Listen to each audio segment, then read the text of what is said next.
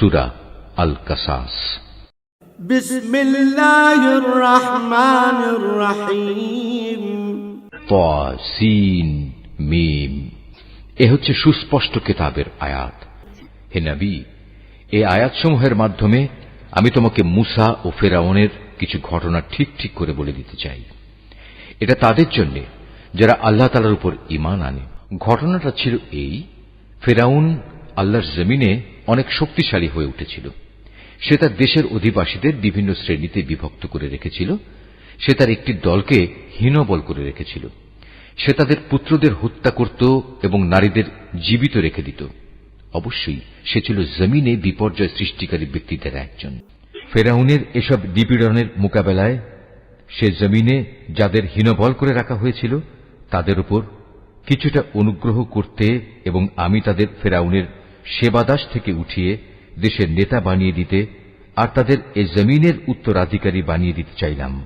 আমি ইচ্ছা করলাম সে দেশে তাদের ক্ষমতার আসনে বসিয়ে দেব এবং তাদের মাধ্যমে ফেরাউন, হামান ও তার লয় লস্করদের সে ব্যাপারটা দেখিয়ে দেব যে ব্যাপারে তারা আশঙ্কা করত। এমনি এক সময় মুসার জন্ম হল। যখন আমি মুসার মায়ের কাছে এ আদেশ পাঠালাম, তুমি তাকে বুকের দুধ খাওয়াও। যদি কখনো তার নিরাপত্তার ব্যাপারে তোমার ভয় হয় তাহলে বাক্সে ভরে তাকে সমুদ্রে ফেলে দিও। কোন রকম ভয় করো না, দুশ্চিন্তাও করো না, কেননা আমি তাকে তোমার কাছেই ফিরিয়ে দেব। আমি তাকে রসুলদের মধ্যে সামিল করব। আল্লাহ তাআলার আদেশ অনুযায়ী মুসার মা তাকে সমুদ্রে ফেলে দিল। অতঃপর ফেরাউনের লোকজন তাকে সমুদ্র থেকে উঠিয়ে নিল, যেন সে একদিন আল্লাহ তাআলার সিদ্ধান্ত মোতাবেক তাদের জন্য দুশ্মনী ও দুশ্চিন্তার কারণ হয়ে পড়তে পারে। এতে কোনো সন্দেহ নেই যে ফেরাউন, হামান ও তাদের বাহিনী ছিল ভয়ানক অপরাধী। ফেরাউনের স্ত্রী এই শিশুটিকে দেখে তার স্বামীকে বলল, এই শিশুটি আমার এবং তোমার জন্য চক্ষু শীতলকারী হবে। একে হত্যা করো না, হয়তো একদিনে আমাদের কোনো উপকারও করতে পারে, অথবা আমরা তাকে সন্তান হিসেবেও তো গ্রহণ করতে পারি। কিন্তু তারা তখন আল্লাহ তাআলার পরিকল্পনা সম্পর্কে কিছুই বুঝতে পারেনি। ওদিকে মুসার মায়ের মন অস্থির হয়ে পড়েছিল। আমার প্রতি আস্থাশীল থাকার জন্য যদি আমি তার মনকে দৃঢ় না করে দিতাম, তাহলে সে তো দুশমনের কাছে তার খবর প্রকাশ করেই দিচ্ছিল। সে মুসার বোনকে বলল, তুমি সাগরের পাড় ধরে এর পেছন পেছনে যাও। কথানুযায়ী সে তাকে দূর থেকে এমনভাবে পর্যবেক্ষণ করতে থাকল যে ফেরাউনের লোকেরা টেরও করতে পারল না। ওদিকে আগে থেকেই আমি তার উপর ধাত্রীদের স্তনের দুধ খাওয়ানো বন্ধ করে রেখেছিলাম। এই অবস্থা দেখে সে বোনটি বলল, আমি কি তোমাদের এমন একটি পরিবারের নাম ঠিকানা বলে দেব যারা তোমাদের জন্য একে লালন পালন করবে, সাথে সাথে তারা এর শুভানুধ্যায়ীও হবে? আমি তাকে আবার তার মায়ের কোলে ফিরিয়ে আনলাম, যাতে করে নিজের সন্তানকে দেখে তার চোখ ঠান্ডা হয়ে যায় এবং সে কোন রকম দুঃখ না পায়। সে এ কথাটাও ভালো করে জেনে নিতে পারে আল্লাহ তাআলার ওয়াদা সত্য, যদিও অধিকাংশ লোক এটা জানে না। যখন সে পূর্ণ যৌবনে উপনীত হল এবং শারীরিক শক্তিতে পূর্ণতা প্রাপ্ত হল, তখন আমি তাকে জ্ঞান ও প্রজ্ঞা দান করলাম। আমি নেককার লোকদের এভাবেই প্রতিফল দান করি। একদিন সে নগরীতে প্রবেশ করল, যখন সেখানে নগরবাসীরা অসতর্ক অবস্থায় ছিল, ঘরে ঘরে আরাম করছিল। এ সময় সে সেখানে দুজন মানুষকে মারামারি করতে দেখল। এদের একজন ছিল তার নিজ জাতি বনী ইসরায়েলের, আর দ্বিতীয় ব্যক্তি ছিল তার শত্রু দলের লোক। যে ব্যক্তি ছিল তার দলের, সে তখন দ্বিতীয় ব্যক্তির মোকাবেলায় তার সাহায্য চাইল, যে ছিল তার শত্রু দলের। তখন মুসা তাকে একটি ঘুষি মারল। এভাবে সে তাকে হত্যাই করে ফেলল। সাথে সাথে অনুতপ্ত হয়ে সে বলল, এটা একটা শয়তানি কাজ। অবশ্যই সে হচ্ছে মানুষের দুশমন এবং প্রকাশ্য বিভ্রান্তকারী। সে আরো বলল, হে আমার মালিক, অনিচ্ছাকৃত এ কাজ করে আমি তো আমার নিজের উপর বড় জুলুম করে ফেলেছি। হে আল্লাহ তাআলা, তুমি আমাকে ক্ষমা করে দাও। অতঃপর আল্লাহ তাআলা তাকে ক্ষমা করে দিলেন, কেননা তিনি হচ্ছেন ক্ষমাশীল ও পরম দয়ালু। সে আরো বলল, হে আমার মালিক, তুমি যেভাবে আমার উপর মেহেরবানি করেছ সে অনুযায়ী আমিও তোমাকে প্রতিশ্রুতি দিচ্ছি, আমি আর কখনো কোনো অপরাধী ব্যক্তির জন্য সাহায্যকারী হব না। অতঃপর ভীত শঙ্কিত অবস্থায় সে নগরীতে তার ভোর হল। হঠাৎ সে দেখতে পেল আগের দিন যে ব্যক্তি তার কাছে সাহায্য প্রার্থনা করেছিল সে আবার তাকে সাহায্যের জন্য চিৎকার করছে। মুসা এবার তাকে বলল, তুমি তো দেখছি ভেজালে লোক। পরেও যখন সে ও ফরিয়াদি ব্যক্তিটি তাদের উভয়ের শত্রুর উপর হাত উঠাতে চাইল, তখন এ ফরিয়াদি ব্যক্তিটি মনে করল মুসা বুঝি তাকে মেরেই ফেলবে। তাই সে বলল, তুমি কি আজ আমাকে সেভাবেই হত্যা করতে চাও যেভাবে কাল তুমি এক ব্যক্তিকে হত্যা করেছ? তুমি তো জমিনে দারুণ স্বেচ্ছাচারী হতে চলেছ। তুমি কি মোটেই শান্তি স্থাপনকারী হতে চাও না? এর কিছুক্ষণ পরেই এক ব্যক্তি নগরীর আর এক প্রান্ত থেকে দৌড়ে এসে বলল, হে মুসা, আমি এইমাত্র শুনে এলাম ফেরাউনের দরবারীরা তোমাকে হত্যা করার ব্যাপারে পরামর্শ করছে। অতএব তুমি এক্ষুনি শহর থেকে বের হয়ে যাও। আমি হচ্ছে তোমার একজন শুভাকাঙ্ক্ষী বন্ধু। অতঃপর সে ভীত ও আতঙ্কিত অবস্থায় নগরী থেকে বের হয়ে গেল এবং যেতে যেতে বলল, হে মালিক, তুমি আমাকে জালেম জাতির হাত থেকে রক্ষা করো। মিশর ছেড়ে যখন সে মাদিয়ান অভিমুখে যাত্রা করল, তখন বলল, আমি আশা করি আমার মালিক আমাকে সঠিক পথই দেখাবেন। যখন সে মাদিয়ানের একটি পানির কূপের কাছে পৌঁছল, তখন দেখল তার পাশে অনেক মানুষ। তারা পশুদের পানি পান করাচ্ছে এবং তাদের অদূরে সে দুজন রমণীকে দেখতে পেল, যারা নিজ নিজ পশুদের আগলে রাখছে। সে তাদের জিজ্ঞেস করল, তোমাদের কি হল? তোমরা পশুদের পানি খাওয়াচ্ছ না? তারা বলল, আমরা পশুদের পানি খাওয়াতে পারব না যতক্ষণ না এই রাখালরা তাদের পশুদের সরিয়ে না নিয়ে যায়, এবং আমাদের পিতা একজন বৃদ্ধ মানুষ, তিনি আসতে পারেন না, তাই আমরা এসেছি। একথা শোনার পর সে এদের পশুগুলোকে পানি খাইয়ে দিল। তারপর সরে একটি গাছের ছায়ার দিকে গেল এবং আল্লাহকে বলল, হে আমার মালিক, এই মুহূর্তে তুমি নিরাপদ আশ্রয় হিসেবে যে নিয়ামতই আমার উপর নাজিল করবে, আমি একান্তভাবে তারই মুখাপেক্ষী হয়ে থাকব। আল্লাহ তাআলার নিয়ামত আসতে দেরি হল না। মুসা দেখতে পেল সে দুই রমণীর একজন লজ্জা জড়ানো অবস্থায় তার কাছে এলো এবং বলল, আমার পিতা তোমাকে তার কাছে ডেকেছেন। তুমি যে আমাদের পশুগুলোকে পানি খাইয়ে দিয়েছিলে, তার জন্য তিনি তোমাকে কিছু পারিশ্রমিক দিতে চান। অতঃপর সে তার কথা মতো তার পিতার কাছে এলো এবং নিজের কাহিনী তার কাছে বর্ণনা করল। সব শুনে সে মুসাকে বলল, তুমি কোনো ভয় করো না, এখন তুমি জালেমদের কাছ থেকে বেঁচে গেছ। সে দুজন রমণীর একজন তার পিতাকে বলল, হে আমার পিতা, একে বরং তুমি তোমার কাজে নিয়োগ করো, কেননা তোমার মজুর হিসেবে সে ব্যক্তি উত্তম বলে প্রমাণিত হবে, যে হবে শারীরিক দিক থেকে শক্তিশালী এবং চরিত্রের দিক থেকে বিশ্বস্ত। এরপর রমণীদের পিতা তাকে বলল, আমি আমার এই দুই মেয়ের একজনকে তোমার সাথে বিয়ে দিতে চাই, তবে তা হবে এ কথার উপর, তুমি 8 বছর আমার কাজ করবে। যদি তুমি 8 বছরের জায়গায় 10 বছর পুরো করতে চাও, তবে তা হবে একান্ত তোমার ব্যাপার। আমি তোমার উপর কোনো কষ্টকর শর্ত আরোপ করতে চাই না। আল্লাহ তাআলা চাইলে তুমি আমাকে সদাচারী ব্যক্তি হিসেবে দেখতে পাবে। সে এতেই রাজি হল এবং বলল, ঠিক আছে, আমার এবং আপনার মাঝে এ চুক্তি পাকা হয়ে থাকল। আপনার দেয়া দুটো মেয়াদের যে কোনো একটি যদি আমি পূরণ করি, তাহলে আপনার পক্ষ থেকে আমার উপর কোনো বাড়াবাড়ি করা হবে না। এর নিশ্চয়তাটুকু আমি চাই। আমাদের এ কথার উপর আল্লাহ তাআলা সাক্ষী হয়ে থাকলেন। অতঃপর মুসা যখন তার চুক্তিবদ্ধ মেয়াদ পূর্ণ করে নিল, তখন সপরিবারে নিজ দেশের দিকে রওনা করল। যখন সে তুর পাহাড়ের পাশে আগুন দেখতে পেল, তখন সে তার পরিবারের লোকদের বলল, তোমরা এখানেই অপেক্ষা করো, আমি আগুন দেখতে পেয়েছি। সম্ভবত আমি সেখান থেকে রাস্তাঘাট সম্পর্কিত কোনো খোঁজ খবর নিয়ে আসতে পারব, আর তা না হলে কমপক্ষে জ্বলন্ত আগুনের একটা টুকরো তো নিয়ে আসতেই পারব, যাতে তোমরা আগুন পোহাতে পারবে। যখন সে আগুনের কাছে পৌঁছল, তখন উপত্যকার ডান পাশের পবিত্র ভূমিস্থিত একটি গাছ থেকে গায়েবী আওয়াজ এলো, হে মুসা, আমি আল্লাহ, সৃষ্টিকুলের একমাত্র মালিক। তাকে আরো বলা হল, তুমি তোমার হাতের লাঠিটি জমিনে নিক্ষেপ করো। যখন সে তাকে দেখল তা জীবন্ত সাপের মতোই ছোটাছুটি করছে, তখন সে উল্টো দিকে ছুটতে লাগল, পেছনের দিকে তাকিয়েও দেখল না। তার প্রতি তখন আদেশ করা হল, হে মুসা, তুমি এগিয়ে এসো, ভয় পেও না, তুমি হচ্ছে নিরাপদ মানুষদেরই একজন। তুমি তোমার হাত তোমার বুক পকেটের ভেতর রাখো, দেখবে কোন রকম অসুস্থতা ছাড়াই তা উজ্জ্বল হয়ে বেরিয়ে আসবে।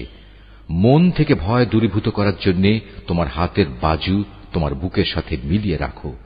এ হচ্ছে ফেরাউন ও তার দলীয় প্রধানদের কাছে তোমার মালিকের পক্ষ থেকে নবুয়তের দুটো প্রমাণ। সত্যি তারা এক গুনাহগার জাতি। সে বলল, হে আমার মালিক, আমি নিতান্ত ভুলবশত তাদের একজন মানুষকে হত্যা করেছি, তাই আমার ভয় হচ্ছে তারা সে হত্যার প্রতিশোধ নিতে গিয়ে আমাকে মেরে ফেলবে। যেহেতু কথা বলার ব্যাপারে আমার জিহ্বার জড়তা আছে, তাই আমার ভাই হারুন সে আমার চাইতে ভালো করে কথা বলতে পারে। অতএব তুমি তাকে সাহায্যকারী হিসেবে আমার সাথে পাঠিয়ে দাও, যাতে করে সে আমাকে সমর্থন করতে পারে। আমার ভয় হচ্ছে আমি একা গেলে তারা আমাকে মিথ্যা প্রতিপন্ন করবে। আল্লাহ তাআলা বললেন, তুমি চিন্তা করো না, আমি তোমার ভাইকে দিয়ে তোমার হাত শক্তিশালী করব এবং আমার আয়াতসমূহ দিয়ে আমি তোমাদের উভয়কে শক্তি যোগাব, ফলে তারা আর কখনো তোমাদের কাছে পৌঁছতে পারবে না। পরিশেষে তোমরা এবং তোমাদের অনুসারীরাই তাদের উপর বিজয়ী হবে। অতঃপর যখন মূসা আমার সুস্পষ্ট আয়াতসমূহ নিয়ে ওদের কাছে হাজির হল, তখন তারা বলল, এ তো কতিপয় অলিক ইন্দ্রজাল ছাড়া আর কিছুই নয়। আমরা আমাদের বাপ দাতাদের জামানায় তো এমন কিছু ঘটতে শুনিনি। মূসা বলল, আমার মালিক ভালো করেই জানেন তার কাছ থেকে হেদায়েত নিয়ে কে এসেছে এবং সেদিনের মতো আজ কার পরিণাম কি হবে। তবে একথা ঠিক, জালেমরা কখনোই সফল হয় না। ফিরআউন বলল, হে আমার পারিষদরা, আমি তো জানি না আমি ছাড়া তোমাদের আরো কোনো মাবুদ আছে। অতঃপর সে হামানকে বলল, হে হামান, যাও আমার জন্য ইট তৈরির নিমিত্ত মাটিকে আগুনে পোড়াও, অতঃপর তা দিয়ে আমার জন্য একটি সুউচ্চ প্রাসাদ নির্মাণ করো, যেন আমি তাতে উঠে মুসার মাবুদকে দেখে নিতে পারি। আমি অবশ্য তাকে মিথ্যাই মনে করি। সে এবং তার বাহিনীর লোকেরা অন্যায়ভাবেই আল্লাহর জমিনে অহংকার করল। ওরা ধরে নিয়েছিল ওদের কখনো আমার কাছে ফিরে আসতে হবে না। অতঃপর আমি তাকে এবং তার গোটা বাহিনীকে ধরে সমুদ্রে নিক্ষেপ করলাম। অতএব হে নবী, তুমি দেখো বিদ্রোহ করলে জালেমদের পরিণাম কি ভয়াবহ হয়ে থাকে। ওদের এমন সব লোকদের নেতা বানিয়েছি যারা জাহান্নামের আগুনের দিকেই ডাকবে। এ কারণেই কিয়ামতের দিন তাদের কোন রকম সাহায্য করা হবে না। দুনিয়ায় যেমন আমি তাদের পেছনে আমার লানত লাগিয়ে রেখেছি, তেমনি কিয়ামতের দিনও তারা নিতান্ত ঘৃণিত লোকদের মধ্যে সামিল হবে। অতীতের বহু মানব গোষ্ঠীকে আমার সাথে বিদ্রোহের আচরণের জন্য ধ্বংস করার পর আমি মূসাকে তাওরাত কেতাব দান করেছি। এ কেতাব ছিল মানুষদের জন্য জ্ঞান ও তত্ত্বকথার সমাহার। সর্বোপরি এ কেতাব ছিল তাদের জন্য হেদায়েত ও রহমত, যাতে করে তারা এ থেকে শিক্ষা গ্রহণ করতে পারে। মূসাকে যখন আমি আমার বিধান দিয়েছিলাম, তখন তুমি তুর পাহাড়ের পশ্চিম পাশে সে বিশেষ স্থানটিতে উপস্থিত ছিলে না, না তুমি এ ঘটনার প্রত্যক্ষদর্শীদের দলে সামিল ছিলে। তারপর আমি আরো অনেক মানব গোষ্ঠীর আবির্ভাব ঘটিয়েছিলাম। অতঃপর তাদের উপর বহু যুগ অতিবাহিত হয়ে গেছে যারা সে ঘটনার প্রত্যক্ষদর্শী ছিল। মহাকালের বিবর্তন তাদের ধরে রাখেনি। আর তুমি মাদিয়ানবাসীদের মাঝেও উপস্থিত ছিলে না যে তুমি তাদের কাছে আমার আয়াতসমূহ পড়ে পড়ে শুনিয়েছ, কিন্তু সে সময়ের খবরাখবর তোমার কাছে পৌঁছানোর জন্য আমি সেখানে মজুদ ছিলাম। তাকে যখন আমি প্রথমবার আওয়াজ দিয়েছিলাম, তখনও তুমি তুর পাহাড়ের কোন দিকেই মজুদ ছিলে না। বস্তুত এটা হচ্ছে তোমার প্রতি তোমার মালিকের রহমত।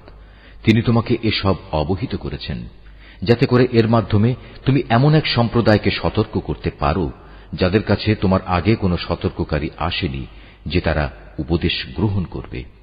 এমন যেন না হয় ওদের কৃতকর্মের জন্য ওদের ওপর কোনো বিপর্যয় এসে পড়বে এবং তখন তারা বলবে, হে আমাদের মালিক, তুমি আমাদের কাছে কোনো রসুল পাঠালে না কেন? তাহলে আমরা তোমার আয়াতসমূহের অনুবর্তন করতাম এবং আমরা সবাই ঈমানদারও হয়ে যেতাম। অতঃপর যখন আমার কাছ থেকে তাদের কাছে সত্য দিন এলো, তখন তারা বলতে লাগল, এ নবীকে সে ধরনের কিছু কেতাব দেয়া হল না কেন যা মূসাকে দেওয়া হয়েছিল? কিন্তু তুমি বলো, মূসাকে যা দেওয়া হয়েছিল তাকে ইতিপূর্বে এরা অস্বীকার করেনি। তারা তো এও বলেছে এ উভয়টিই হচ্ছে জাদু, এর একটি আরেকটি সমর্থক, এবং তারা বলেছে আমরা এর কোনোটাই মানি না। হে নবী, তুমি এদের বলো, যদি উভয়টাই মিথ্যা হয় এবং তোমরা তোমাদের এ দাবিতে সত্যবাদী হও, তাহলে আল্লাহ তাআলার কাছ থেকে অন্য কোনো কিতাব নিয়ে এসো যা এ দুটোর তুলনায় ভালো হবে, তাহলে আমিও তার অনুসরণ করব। যদি এরা তোমার এই কথার কোনো জবাব না দেয়, তাহলে জেনে রেখো এরা আসলে নিজেদের খেয়াল খুশির অনুসরণ করে এসব বলে। তার চাইতে বেশি গুমরা ব্যক্তি আর কে আছে যে আল্লাহ তাআলার পক্ষ থেকে কোনো হেদায়েত পাওয়া ছাড়াই কেবল নিজের খেয়াল খুশির অনুসরণ করে? আল্লাহ তাআলা কখনো জালেম জাতিকে পথ দেখান না। আমি আমার বাণী কোরআনের এ কথা তাদের জন্য ধীরে ধীরে পাঠিয়েছি, যাতে করে তারা শিক্ষা গ্রহণ করতে পারে। কোরআন নাজিলের আগে আমি যাদের আমার কিতাব দান করেছিলাম, তাদের মধ্যে যারা সত্যানুসন্ধিৎসু ছিল, তারা এর উপর ঈমান এনেছে। যখন তাদের সামনে কিতাব তেলাওয়াত করা হয় তখন তারা বলে, আমরা এর উপর ঈমান এনেছি, কারণ আমরা জানি এটাই সত্য, এটা আমাদের মালিকের কাছ থেকে এসেছে, আমরা আগেও আল্লাহর কিতাব মানতাম। এরাই হচ্ছে সেসব লোক যাদের তাদের দ্বীনের পথে ধৈর্য ধারণের জন্য দুবার পুরস্কৃত করা হবে। তারা তাদের ভালো আমল দ্বারা মন্দ আমল দূর করে। আমি তাদের যে রিজিক দান করেছি তারা তা থেকে আল্লাহর পথে ব্যয় করে। এরা যখন কোনো বাজে কথা শোনে তখন তা পরিহার করে চলে এবং এদের বলে, আমাদের কাজের দায়িত্ব আমাদের উপর, আর তোমাদের কাজের দায়িত্ব তোমাদের উপর, তোমাদের জন্য সালাম। তাছাড়া আমরা জাহেলদের সাথে তর্ক করতে চাই না। যাকে তুমি ভালোবাসো, তবে এ ভালোবাসার কারণেই তুমি তাকে হেদায়েত দান করতে পারবে না। তবে হ্যাঁ, আল্লাহ তাআলা যাকে চান তাকে অবশ্যই তিনি হেদায়েত দান করেন। তিনি ভালো করেই জানেন কারা এ হেদায়েতের অনুসারী হবে। হে নবী, এরা বলে, যদি আমরা তোমার সাথে মিলে হেদায়েতের পথ ধরি তাহলে অবিলম্বে আমাদের এ জমিন থেকে তাড়িয়ে দেয়া হবে। তুমি তাদের জিজ্ঞেস করো, আমি কি তাদের বসবাসের জন্য শান্তি ও নিরাপত্তা শহরে জায়গা করে দেইনি, যেখানে তাদের রিজিকের জন্য আমার কাছ থেকে সব ধরনের ফলমূল আসে, কিন্তু তাদের অধিকাংশ মানুষই শুকর আদায় করতে জানে না। আমি এমন অসংখ্য জনপদ নির্মূল করে দিয়েছি যার অধিবাসীদের তাদের অর্থনৈতিক সমৃদ্ধি মদমত্ত করে রেখেছিল, অথচ এ হচ্ছে তাদের ঘর বাড়িগুলো, আর এ হচ্ছে তার ধ্বংসাবশেষ। এদের ধ্বংসের পর এসব জায়গা সামান্যই কোন মানুষের বসতি ছিল। শেষ পর্যন্ত আমি সব কিছুর মালিক হয়ে থাকলাম। হে নবী, তোমার মালিক কোন জনপদকে ধ্বংস করেন না যতক্ষণ না সে জনপদের কেন্দ্রস্থলে কোন নবী না পাঠান, যে তাদের কাছে আমার আয়াতসমূহ তেলাওয়াত করবে। আমি জনপদসমূহ কখনো বরবাদ করি না যতক্ষণ না সেখানকার অধিবাসীরা জালিম হিসেবে পরিগণিত হয়ে যায়। যা কিছু দেয়া হয়েছে তা হচ্ছে কেবল এ অস্থায়ী পার্থিব জীবনের ভোগ বিলাস ও তার শোভা সামগ্রী মাত্র। মনে রাখবে, যা কিছু আল্লাহ তাআলার কাছে আছে তা এর চাইতে অনেক উৎকৃষ্ট এবং স্থায়ী। তোমরা কি বুঝতে পারো না? যাকে আমি জান্নাতের উত্তম প্রতিশ্রুতি দিয়ে রেখেছি এবং যে ব্যক্তি কিয়ামতের দিন তা পেয়েও যাবে, সে ব্যক্তি কি করে তার মতো হবে যাকে আমি পার্থিব জীবনের কিছু ভোগ সম্ভার দিয়ে রেখেছি এবং যাদের কিয়ামতের দিন আমার সম্মুখে তলব করা হবে? সেদিন আল্লাহ তাআলা তাদের ডাক দেবেন এবং বলবেন, আজ কোথায় আমার সেসব শরীক যাদের তোমরা আমার সার্বভৌমত্বে অংশীদার মনে করতে? আযাবের বিধান যাদের উপর কার্যকর হবে তারা তখন বলবে, হে আমাদের মালিক, এরাই হচ্ছে সেসব ব্যক্তি যাদের আমরা গোমরা করেছিলাম। আমরা যেমনি এদের গোমরা করেছিলাম তেমনি আমরা নিজেরাও গোমরা হয়ে গিয়েছিলাম। আজ আমরা তোমার দরবারে দায়িত্ব মুক্ত হয়ে যাচ্ছি। এরা কেবল আমাদেরই গোলামি করত না, এরা নিজেদের প্রবৃত্তির গোলামিও করত। অতঃপর মুশরিকদের বলা হবে, ডাকো আজ তোমাদের শরীকদের। তারপর তারা তাদের ডাকবে, কিন্তু তারা তাদের কোনোই জবাব দিতে পারবে না।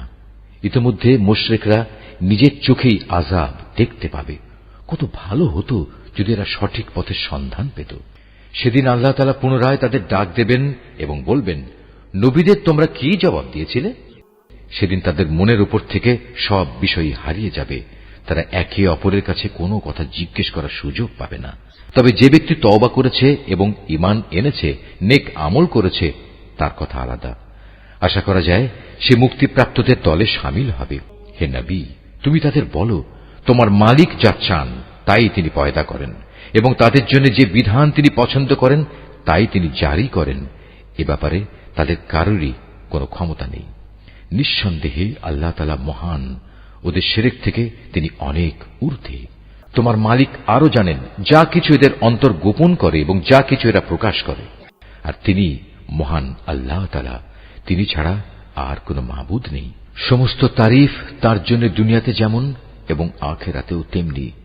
আইন ও বিধান তাঁরই, তোমাদের তাঁর কাছেই ফিরে যেতে হবে। হে নবী, এদের জিজ্ঞেস করো, তোমরা কি কখনো ভেবে দেখেছ, যদি আল্লাহ তাআলা রাতকে তোমাদের উপর কিয়ামতের দিন পর্যন্ত স্থায়ী করে দেন, তাহলে আল্লাহ তাআলা ছাড়া এমন কোন মাবুদ আছে যে তোমাদের একটুখানি আলো এনে দিতে পারবে? তারপরেও তোমরা কর্ণপাত করবে না? তুমি আরো বলো, তোমরা কখনো একথা কি ভেবে দেখেছ, আল্লাহ তাআলা যদি দিনকেও রোজ কিয়ামত পর্যন্ত স্থায়ী করে তোমাদের উপর বসিয়ে দেন, তাহলে বলো, আল্লাহ তাআলা ছাড়া আর কোন মাবুদ আছে যে তোমাদের জন্য রাত এনে দিতে পারবে? যেখানে তোমরা এতটুকু বিশ্রাম নেবে? তোমরা কি আল্লাহ তাআলার এই নিয়ামত দেখতে পাও না? এটা তো তাঁরই রহমত যে তিনি তোমাদের জন্য রাত ও দিন বানিয়েছেন, যাতে করে তোমরা রাতে আরাম করতে পারো এবং দিনের বেলায় তার জীবিকার অনুগ্রহ সন্ধান করতে পারো, যেন তোমরা তার শুকর আদায় করতে পারো। সেদিন আবার আল্লাহ তাআলা তাদের ডাক দেবেন এবং বলবেন, কোথায় আজ আমার সেসব শরীক যাদের তোমরা আমার সার্বভৌমত্বে অংশীদার মনে করতে? সেদিন আমি প্রত্যেক জাতির মাঝ থেকে এক একজন সাক্ষী বের করে আনব।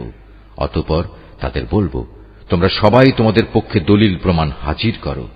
সেদিন ওরা সবাই বুঝতে পারবে যাবতীয় সত্য একমাত্র আল্লাহ তাআলার জন্যই নির্ধারিত। তারা আল্লাহ তাআলা সম্পর্কে যেসব কথা উদ্ভাবন করত তা নিমিষেই তাদের কাছ থেকে হারিয়ে যাবে। নিঃসন্দেহে কারুন ছিল মুসার জাতির লোক, কিন্তু তা সত্ত্বেও সে তার উপর ভারী জুলুম করেছিল। অথচ আমি তাকে এত বিশাল পরিমাণ ধনভাণ্ডার দান করেছিলাম যে তার ভাণ্ডারের চাবিগুলো বহন করা একদল শক্তিশালী লোকের পক্ষেও ছিল একটা কষ্টসাধ্য ব্যাপার। একবার তার জাতির লোকেরা তাকে বলল, ধন সম্পদ নিয়ে দম্ভ করো না, কেননা আল্লাহ তাআলা দাম্ভিকদের পছন্দ করেন না। এবং এই যে সম্পদ যা আল্লাহ তাআলা তোমাকে দিয়েছেন তা দিয়ে পরকালের কল্যাণ তালাশ করো এবং দুনিয়া থেকে সম্পদের যে আসল অংশ পরকালে নিয়ে যেতে হবে তা ভুলে যেও না। এবং আল্লাহ তাআলা যেভাবে ধন সম্পদ দিয়ে তোমার উপর মেহেরবানি করেছেন, তুমিও তেমনি তার পথে তা ব্যয় করে তার বান্দাদের উপর দয়া করো। সম্পদের বাহাদুরি দিয়ে জমিনে বিপর্যয় সৃষ্টি করতে উৎসাহী হইও না। নিঃসন্দেহে আল্লাহ তাআলা ফাসাদি লোকদের ভালোবাসেন না। কারণ একথা শুনে বলল, এ বিশাল ধন সম্পদ আমার জ্ঞান ও যোগ্যতা বলেই আমার কাছে এসেছে। কিন্তু এ মূর্খ লোকটা কি জানত না আল্লাহ তাআলা তার আগে বহু মানব গোষ্ঠীকে ধ্বংস করে দিয়েছেন, যারা শক্তি সামর্থ্যে তার চেয়ে ছিল অনেক প্রবল এবং তাদের জমা মূলধনও তার তুলনায় ছিল অনেক বেশি। অপরাধীদের তাদের অপরাধজনিত অজুহাত সম্পর্কে জিজ্ঞাসাবাদ করা হবে না। অতঃপর একদিন সে তার লোকদের সামনে নিজের শান শওকতের প্রদর্শনী করার জন্য জাঁকজমকের সাথে বের হল। মানুষদের মাঝে যারা পার্থিব জীবনের ভোগ বিলাস কামনা করত, তখন তারা বলল, আহা, কত ভালো হতো কারণকে যা দেয়া হয়েছে তা যদি আমাদেরও থাকত। আসলেই সে মহাভাগ্যবান ব্যক্তি। অপরদিকে যাদের আল্লাহ তাআলার রহস্য জ্ঞান দেয়া হয়েছে তারা বলল, ঠিক তোমাদের সম্পদের উপর। বস্তুত যারা আল্লাহ তাআলার উপর ঈমান আনে এবং নেক কাজ করে তাদের জন্য তো আল্লাহ তাআলার দেয়া পুরস্কারই শ্রেষ্ঠ, আর তা শুধু ধৈর্যশীলরাই পেতে পারে। পরিশেষে আমি তাকে এবং তার ঐশ্বর্যে ভরা প্রাসাদকে জমিনে গেঁড়ে দিলাম। তখন যারা তার সম্পদের জন্য একটু আগেই আক্ষেপ করছিল তাদের এমন কোন দলই সেখানে মজুদ ছিল না যারা আল্লাহ তাআলার গজবের মোকাবেলায় তাকে একটু সাহায্য করতে পারল, না সে নিজে নিজেকে গজব থেকে রক্ষা করতে পারল। মাত্র গতকাল সন্ধ্যা পর্যন্ত যারা তার জায়গায় পৌঁছার কামনা করছিল তারা আজ সকাল বেলায় বলতে লাগল, আসলে আল্লাহ তাআলা তার বান্দাদের মাঝে যাকে চান তার জন্য রিজিক বাড়িয়ে দেন, আর যাকে চান তার জন্য তা সংকীর্ণ করে দেন। যদি আল্লাহ তাআলা আমাদের উপর তাঁর অনুগ্রহ না করতেন, আমাদেরও তিনি কারুনের মতোই আজ জমিনের ভেতর পুঁতে দিতেন। আসলেই কাফেররা কখনোই সফল কাম হয় না। এটা হচ্ছে আখিরাতের চির শান্তির ঘর। আমি এটা তাদের জন্য নির্ধারিত করে রেখেছি যারা দুনিয়ায় কোন রকম প্রাধান্য বিস্তার করতে চায় না, না তারা জমিনে কোন রকম বিপর্যয় সৃষ্টি করতে চায়। শুভ পরিণাম তো পরহেজগার মানুষদের জন্যই রয়েছে। যে ব্যক্তি কিয়ামতের দিন কোন নেকি নিয়ে হাজির হবে তাকে তার পাওনার চাইতে বেশি পুরস্কার দেয়া হবে। আর যে ব্যক্তি কোন মন্দ কাজ নিয়ে আসবে সে যেন জেনে রাখে যারাই মন্দ কাজ করেছে তাদের কেবল সেটুকু পরিমাণ শাস্তি দেয়া হবে যে পরিমাণ মন্দ তারা নিয়ে এখানে হাজির হবে। হে নবী, যে আল্লাহ তাআলা এই কোরআন তোমার উপর অবশ্য পালনীয় করেছেন তিনি অবশ্যই তোমাকে তোমার কাঙ্ক্ষিত পুণ্যভূমিতে ফিরিয়ে নিয়ে যাবেন। তুমি তাদের বলো, আমার মালিক এটা ভালো করেই জানেন কে তার কাছ থেকে হেদায়েত নিয়ে এসেছে আর কে সুস্পষ্ট গুমরাহিতে নিমজ্জিত রয়েছে। হে নবী, তুমি তো কখনো এ আশা করনি তোমার উপর কোন কিতাব নাজিল হবে। হ্যাঁ, এটা ছিল তোমার মালিকের একান্ত মেহেরবানি যে তিনি তোমাকে কিতাব দান করেছেন। সুতরাং তুমি কখনো সত্য প্রত্যাখ্যানকারী জালেমদের পক্ষ নেবে না।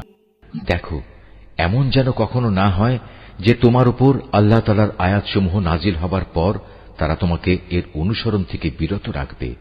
তোমার কাজ হবে তুমি মানুষদের তোমার মালিকের দিকে আহ্বান করবে এবং নিজে তুমি কখনো মুশরিকদের অন্তর্ভুক্ত হবে না।